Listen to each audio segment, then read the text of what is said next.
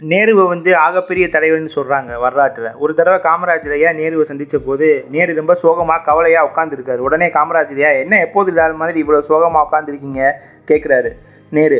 உடனே ஒன்றும் இல்லை காமராஜ், இந்த இராணுவ தளபதி திம்மையா பிரச்சனை பெரும்பாடாக இருக்குது. இராணுவ அமைச்சர் கிருஷ்ணமேனன் பேச்சை சுத்தமாக கேட்க மாட்டுறாரு, என்ன சொன்னாலும் ஏதாச்சும் சொல்கிறாரு.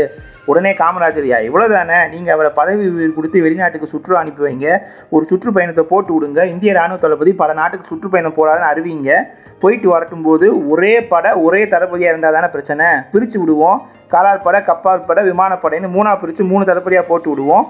இது எனக்கு தோணலையே நேருவை பார்த்து காமராஜர் ஐயா வைக்கிறாரு. இன்றைக்கி நாட்டில் முப்படை இருக்க காரணம் படிக்காத மேதை காமராஜர் ஐயா மட்டும்தான்.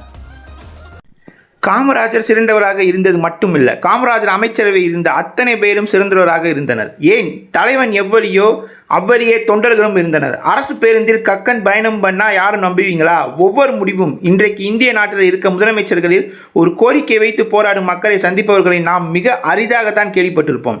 ஒரு சின்ன குழந்தை வருது காமராஜர் ஐயா கிட்ட, ஐயா என் தம்பிக்கு பள்ளிக்கூடத்தில் சேர்க்க பணம் இல்லைன்னு சொல்லுது. உடனே காமராஜர் ஐயா காசு எடுத்து கொடுக்குறாரு. இது பெருந்தலைவர். அந்த பிள்ளை பள்ளிக்கூடத்தில் போய் காசை கட்டிட்டு ரசீதை கொண்டு திருப்பி காமராஜர் ஐயா கிட்ட கொடுக்குது. எப்படி இருக்குன்னு பாருங்க. ஒரு நல்ல தலைவன் ஆடுகின்ற போது நாடும் நாட்டு மக்களும் நேர்மையாக இருப்பார்கள் என்பதற்கு இதுவே சான்று.